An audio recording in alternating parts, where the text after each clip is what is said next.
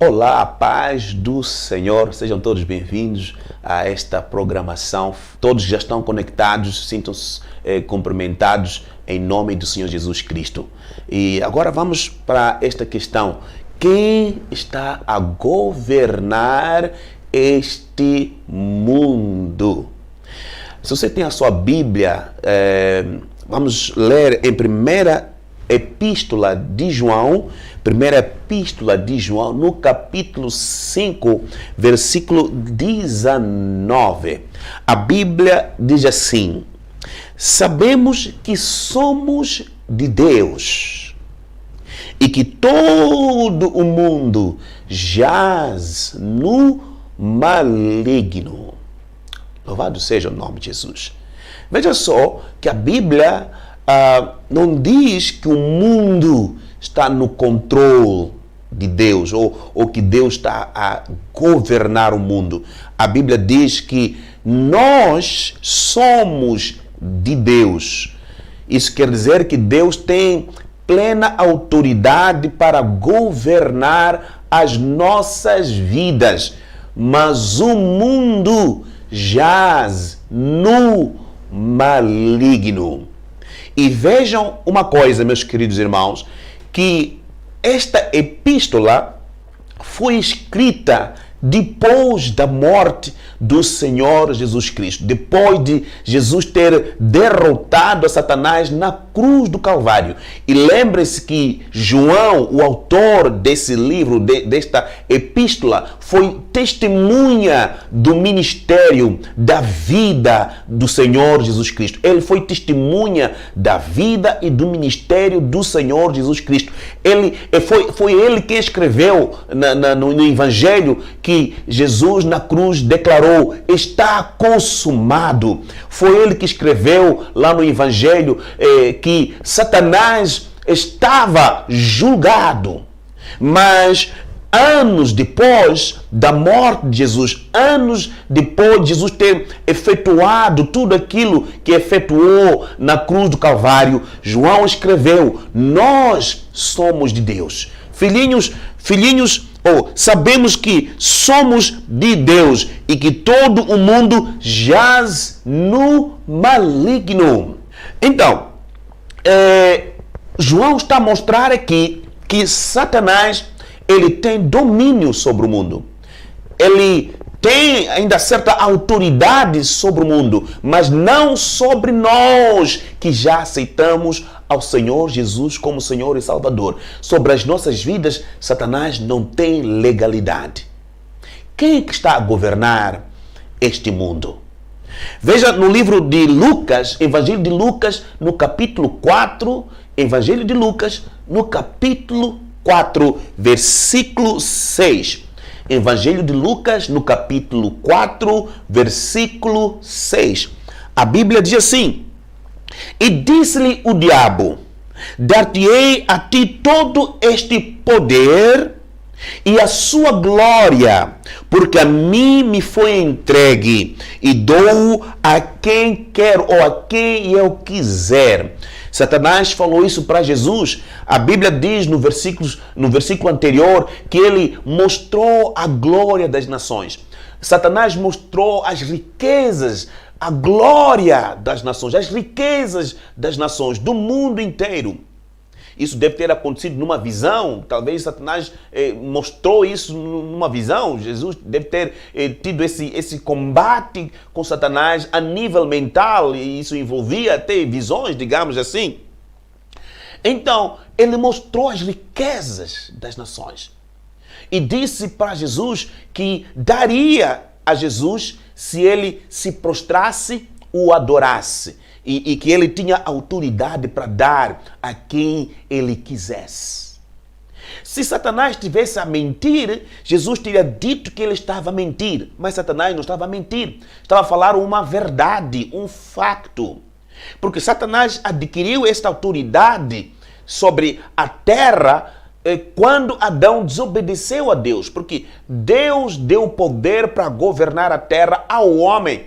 Então, quando o homem obedece a Satanás, desobedecendo a Deus, perdeu a autoridade sobre a terra e Satanás passou a reinar, a ter domínio legal. Ele adquiriu essa legalidade para governar a terra, arrancando de Adão, fazendo Adão desobedecer a Deus. Então, foi assim que ele adquiriu direito legal para governar a terra.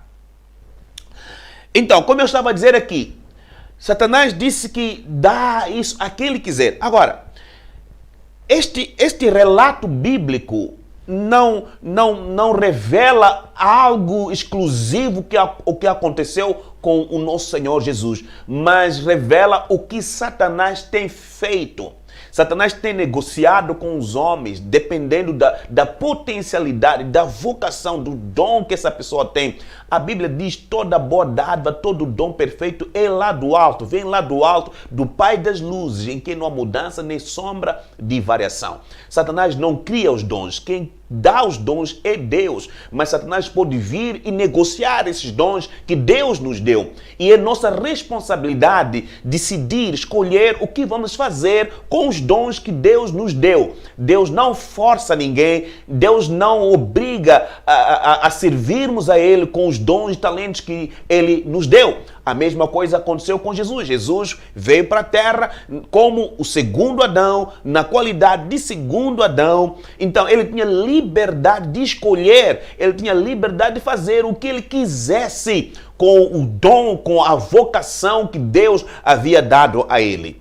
Então, Satanás, ele negocia com as pessoas, ele dá propostas, e muitas pessoas têm aceitado, têm concordado, muitas pessoas acabam concordando e caem nestas propostas de Satanás, caem neste engano de Satanás. Elas aceitam adorar a Satanás e em troca elas ganham o quê? Poder para reinar. Em troca, elas ganham riquezas. Em troca, elas ganham autoridade.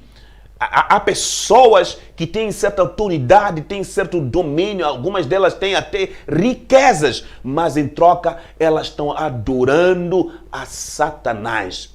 A Bíblia expõe aqui neste texto o que Satanás faz com os seres humanos, o que ele faz com as pessoas. Ele dá propostas e muitos têm caído nestas propostas de Satanás. Acabam adorando a Satanás e em troca ganham riquezas, ganham autoridade, alguns até poder sobre as nações, poder para governar nações, alguns até poder para terem acesso às riquezas das nações. Ok, vamos continuar aqui, vamos continuar. A derrota de Satanás, esta é outra coisa que eu preciso explicar aos irmãos, porque alguns podem questionar. Então, o que aconteceu na cruz? Satanás foi derrotado ou não foi derrotado? Porque o primeiro texto que nós lemos aqui, que é 1 João capítulo 5, versículo 19, nos diz que o mundo jaz no maligno. Isto João escreveu anos depois de Jesus ter morrido, ter sacrificado a sua vida na cruz do Calvário. E a Bíblia nos mostra em outros textos que lá na cruz ele despojou principados e potestades. E agora o que está a acontecer aqui? Anos depois, João diz que o mundo jaz no maligno. Então o que aconteceu lá na cruz? A derrota de Satanás na cruz foi uma derrota legal. Foi uma derrota legal. Em outras palavras, em termos jurídicos, Satanás foi derrotado, mas ainda ele tem um tempo de liberdade. Nesse tempo de liberdade, a igreja tem legalidade para limitar e neutralizar a sua atuação. A igreja tem legalidade para expulsar demônios até chegar o dia em que Jesus tomará definitivamente a autoridade sobre as nações. Eu vou dar um exemplo disso que eu acabo de dizer agora. Talvez isso ajude os irmãos a compreender o que eu estou aqui a dizer. Se você já leu o livro de Esther, você vai lembrar que Amã conseguiu um decreto. Ele enganou o rei e o rei decretou uma lei que permitia, num determinado dia, o povo de Israel, os judeus, serem aniquilados. Em outras palavras, a aniquilação dos judeus seria algo legal. Algo legal. Seria um decreto legal dado pelo próprio rei. Mas então o povo de Israel, através de Mardoqueu, a rainha Esther, eles foram orando, juntaram o povo todo para orar e jejuar e conseguiram outro decreto para se defenderem. Então, legalmente, Amã tinha autoridade para aniquilar, mas também legalmente os judeus tinham direito para se defender. Eram duas leis. Então, o que aconteceu na cruz do Calvário? Na cruz do Calvário, Satanás foi legalmente derrotado. Mas ele ainda tem esta liberdade.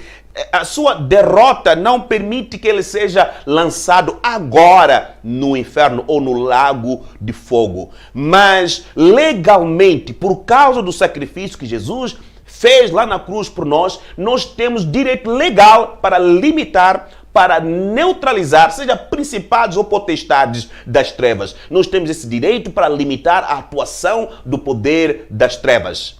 Mas Satanás ainda goza de uma certa liberdade. É por isso que a Bíblia diz que o mundo jaz no maligno. O mundo jaz no maligno.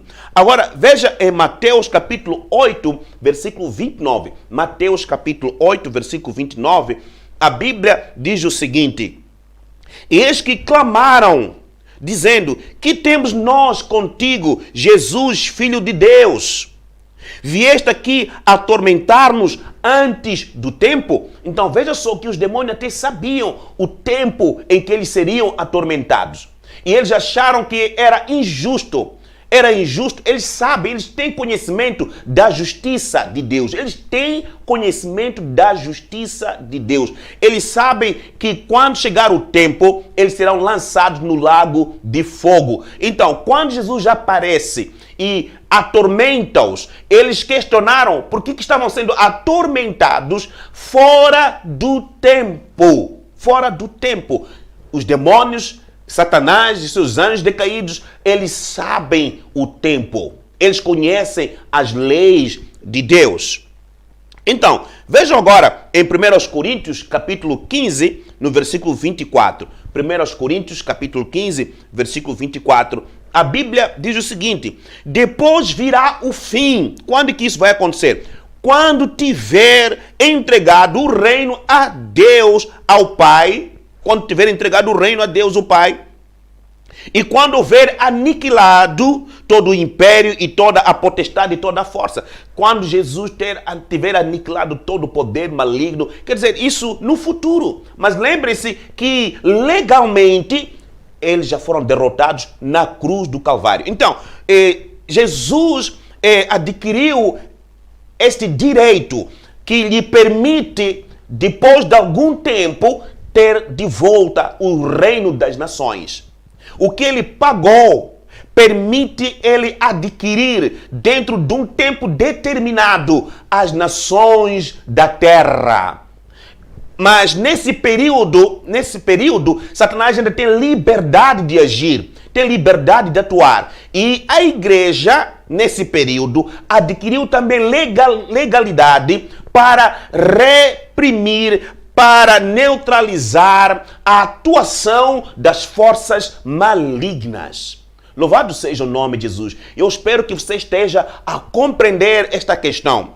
E vamos para a última passagem bíblica, que é Apocalipse capítulo 11, versículo 15. Apocalipse capítulo 11, versículo 15. A Bíblia diz o seguinte: e o sétimo anjo tocou a sua trombeta e houve nos seus grandes vozes que diziam: os reinos do mundo vieram a ser do nosso Senhor e do seu Cristo. Ele reinará para todo sempre. Então, os reinos das nações, a terra vai passar a ser de Cristo quando for tocada a sétima trombeta. Então é ali onde definitivamente os reinos das nações, com todas as suas riquezas, com tudo quanto existe, vai passar a pertencer a Jesus Cristo e aos seus eleitos. Louvado seja o nome do Senhor Jesus Cristo.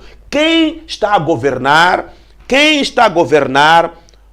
Quem está a governar este mundo? A Bíblia diz: o mundo jaz no maligno. Satanás foi derrotado legalmente, mas ele tem um período de liberdade, até o tempo que já está determinado, onde ele será lançado no lago de fogo e Jesus Cristo vai reinar sobre as nações da terra. Que Deus possa ricamente abençoar você. Não deixe de deixar o seu comentário em torno dessa mensagem. Deus abençoe.